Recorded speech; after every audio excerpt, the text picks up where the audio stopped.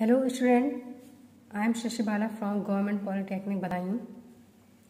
आज का हमारा टॉपिक है air assisted airless spray guns या फिर स्प्रे सिस्टम।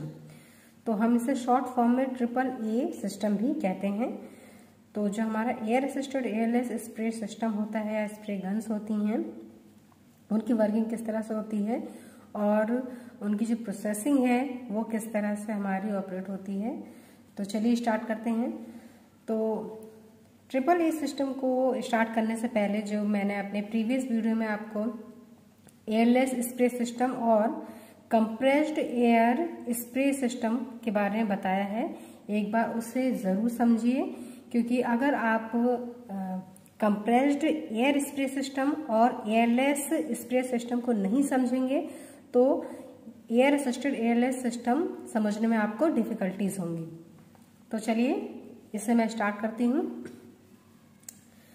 तो देखिए, जो हमारा एयर असिस्टेड एयरलेस सिस्टम है, तो इसमें जैसा कि आपको दिखाई दे रहा है एयर असिस्टेड एंड एयरलेस, यानी कि अभी तक हमने क्या पढ़ा है, एयरलेस सिस्टम और एयर स्प्रे सिस्टम। चाहे तो हम उसे कन्वेंशनल एयर स्प्रे सिस्टम कहते हैं या फिर कंप्रेस्ड एयर स्प्रे सिस्टम कहते हैं। तो यहाँ पर हमारा ये एक तरह से कॉम्बिनेशन है दोनों का, क्योंकि यहाँ पर हमारी एयर भी असिस्ट कर रही है स्प्रे पैटर्न को क्रिएट करने में, प्लस आपका एयरलेस भी है। ये स्प्रे गन आपकी कैसी एयरलेस भी है, प्लस इसमें एयर भी थोड़ी बहुत आपकी यूज की जा रही है जो असिस्ट करेगी सिर्फ स्प्रे पैटर्न को। इस वजह से यहाँ पर क्या होता है, कॉम्बिनेशन है एक तरह से। ये जो आपकी कन्वेंशनल एयर स्प्रे सिस्टम थी वो और जो आपका एयरलेस स्प्रे सिस्टम था, उन दोनों का एक तरह से ये कॉम्बिनेशन होता है और ये आपको एफिशिएंसी अच्छी प्रोवाइड करता है कंपेयर देन एयरलेस सिस्टम और कन्वेंशनल एयर स्प्रे सिस्टम। तो चलिए इसे स्टार्ट करते हैं। The air assisted airless gun uses a lower fluid pressure approximate 400 to 800 psi.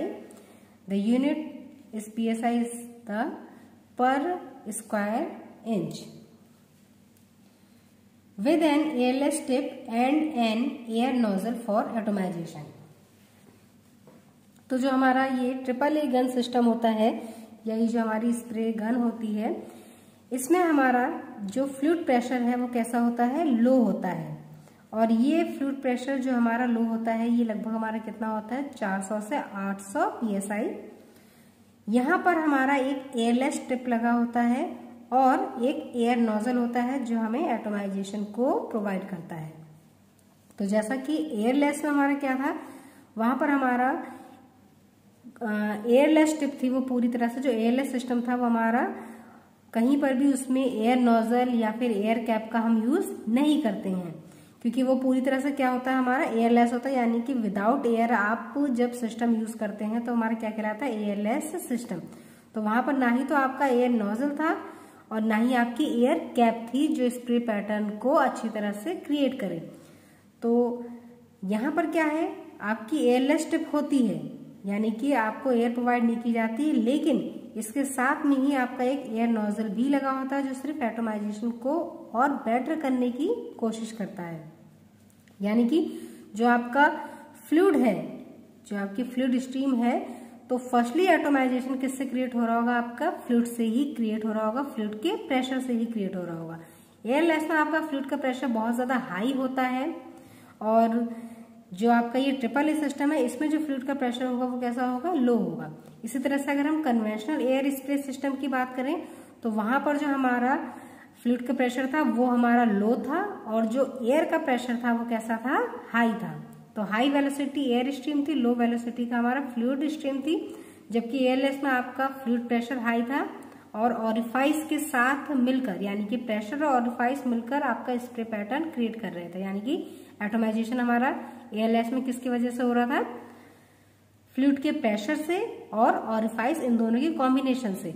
जबकि कन्वेंशनल एयर स्प्रे सिस्टम में जो हमारा एटोमाइजेशन क्रिएट हो रहा था वो किसकी वजह से हो रहा था, high velocity air stream that is compressed air और लो वेलोसिटी फ्लूइड स्ट्रीम। लेकिन यहाँ AAA सिस्टम में हमारा फ्लूइड भी है और फ्लूइड का प्रेशर कैसा होगा, लो होगा और जो आपकी एयर नोजल है वहां पर आपका जो एयर का प्रेशर होगा वो भी कैसा होगा, लो होगा। बस एयर नोजल आपका इसलिए लगा होता है जिससे आपका जो एटोमाइजेशन है वो थोड़ा सा फाइन क्वालिटी का हो जाए और थोड़ा सा आपको इफिशिएंसी अच्छी प्रोवाइड करे, यानी कि जो स्प्रे पैटर्न है वो थोड़ा सा आपके फाइन क्वालिटी का क्रिएट हो, इसलिए यहाँ पर एयर नोजल को हम यूज करते हैं। लेकिन जो आपका मेन एटोमाइजेशन क्रिएट होगा वो किसके द्वारा होगा, एयरलेस टिप के द्वारा, यानी कि सिर्फ आपका फ्लूइड के द्वारा ही एटोमाइजेशन क्रिएट होगा। और उस स्प्रे पैटर्न को बहुत अच्छी क्वालिटी में कन्वर्ट करने के लिए हम एयर नोजल का यूज करते हैं। तो बहुत ध्यान से समझिए कि जो कन्वेंशनल एयर स्प्रे सिस्टम था हमारा, वहां पर फ्लूइड की स्ट्रीम को कंप्रेस्ड एयर यानी कि हाई वेलोसिटी की एयर स्ट्रीम के द्वारा ब्रेक किया जा रहा था, जिससे आपके फ्लूइड के फाइन ड्रॉपलेट्स फॉर्म हो रहे थे। जबकि यहाँ पर आपका जो फ्लूइड स्ट्रीम है, फ्लूइड स्ट्रीम के द्वारा और जो आपकी ऑरिफाइस है, यानी कि ऑरिफाइस प्लस जो आपका फ्लूइड का प्रेशर होगा, चाहे वो आपका लो ही क्यों ना हो, तो लो फ्लूइड प्रेशर और ऑरिफाइस की सहायता से आपका स्प्रे पैटर्न क्रिएट होगा, जैसा कि हम एयरलेस में करते हैं। और एयर नोजल सिर्फ आपको स्प्रे पैटर्न को अच्छा क्रिएट करने के लिए यूज किया जा रहा है। लेकिन यहाँ पर एटोमाइजेशन आपका एयर के द्वारा क्रिएट नहीं हो रहा है, लेकिन बस एटोमाइजेशन आपका अच्छी क्वालिटी का क्रिएट करने के लिए हम एयर नोजल का यूज कर रहे हैं। चलिए नेक्स्ट पॉइंट क्या है हमारा, this combination of elements provides faster application of material than air atomized spray provides. तो ये जो हमारा कॉम्बिनेशन होता है, इसमें जो हमारे ये लोअर फ्लूइड प्रेशर और जो एयर नोजल यूज हो रहा है, उस सभी के कॉम्बिनेशन की वजह से ट्रिपल ए सिस्टम हमें फास्टर एप्लीकेशन प्रोवाइड करता है compare than air atomized spray. यानी कि जो हमारे कन्वेंशनल एयर स्प्रे के द्वारा जो कन्वेंशनल एयर एटोमाइजेशन था हमारा, तो उसके द्वारा जो भी आपको एप्लीकेशन प्रोवाइड हो रही थी, उससे बेटर हमें ट्रिपल ए सिस्टम में स्प्रे पैटर्न प्रोवाइड होता है। नेक्स्ट क्या है, reduces over spray and rebound. अब जो हमारा कन्वेंशनल एयर स्प्रे सिस्टम होता है, तो कन्वेंशनल एयर स्प्रे सिस्टम में हमारा ओवर स्प्रे बहुत ज्यादा क्रिएट होता है और रीबाउंड भी बहुत ज्यादा क्रिएट होता है। तो ये ओवर स्प्रे की समस्या इसलिए आती है क्योंकि वहां पर जो हमारा एयर स्ट्रीम थी वो कैसी थी, हाई वेलोसिटी की।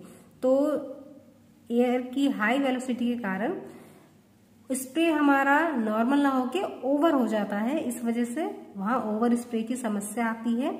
और रीबाउंड यानी कि जो आपका बाउंस बैक होता है जो भी मटेरियल, तो हाई वेलोसिटी एयर स्ट्रीम के द्वारा कुछ मटेरियल आपका क्या होता है, बाउंस बैक होता है सबस्ट्रेट के द्वारा, तो उसे हम रीबाउंड कहते हैं।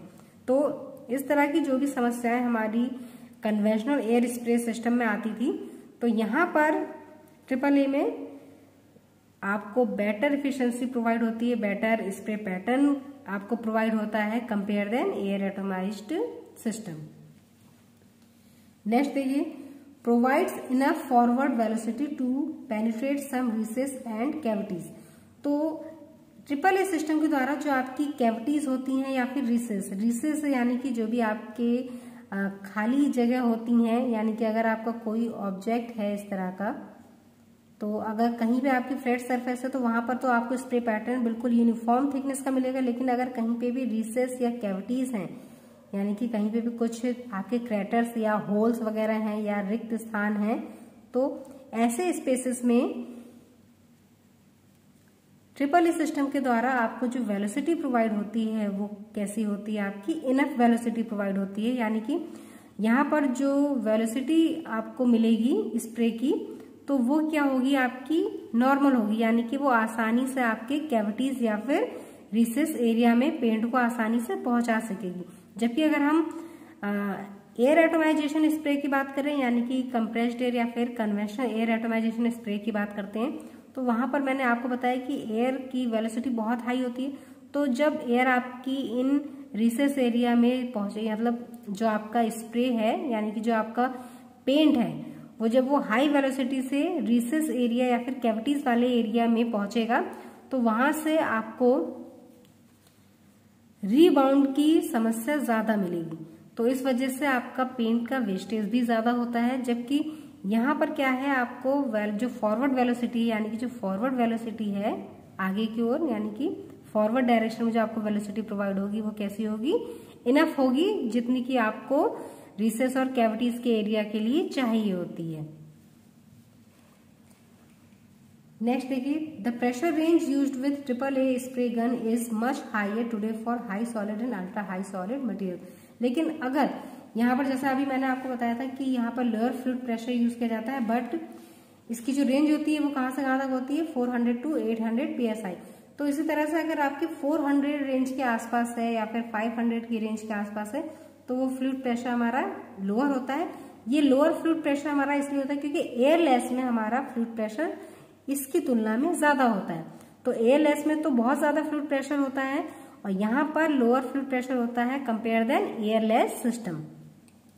लेकिन यही जो हमारी रेंज है ये आपकी 400 से जब ज्यादा होने लग जाती है तो वो जो आपकी रेंज होती है वो किसके लिए होती है, अगर आपकी कोटिंग हाई सॉलिड है यानी कि आपकी जो मटेरियल यूज किया जा रहा है पेंट के लिए, पेंटिंग करने के लिए जो भी या फिर कोटिंग करने के लिए जो भी आपका मटेरियल लिया जा रहा है उसमें सॉलिड का अमाउंट अगर बहुत ज्यादा है, जैसा आपके पिगमेंट वगैरह बहुत ज्यादा यूज किए गए, तो वहां पर क्या वो कोटिंग कहलाती है आपकी high solid.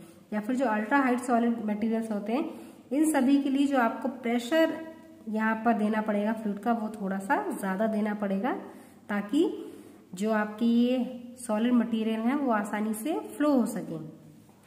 Next, at the gun tip a duck bill that provides protection against accidental exposure to the high pressure spray.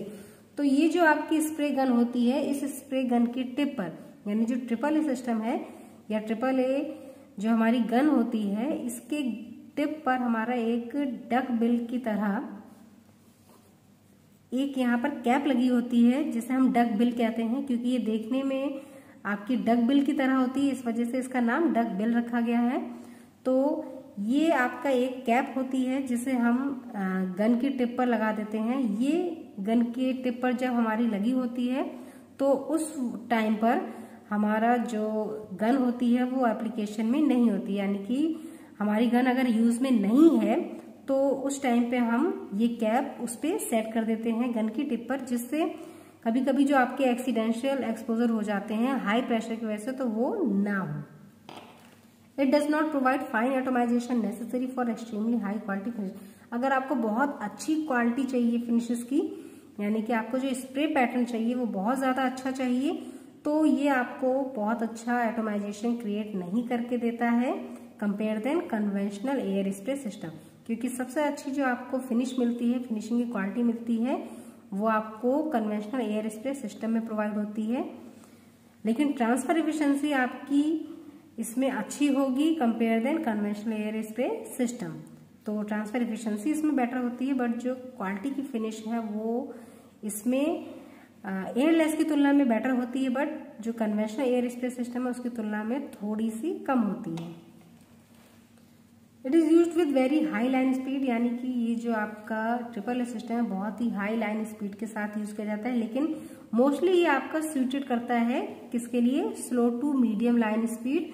और जो कोटिंग मटेरियल यहाँ पर आप यूज करेंगे इस तरह की गन्स में, यानी कि AAA गन में जो भी आप कोटिंग के लिए मटेरियल यूज कर रहे हैं वो कैसा होना चाहिए, विस्कोसिटी में थिन टू मीडियम, यानी उसकी विस्कोसिटी थिन से लेकर मीडियम विस्कोसिटी तक होनी चाहिए।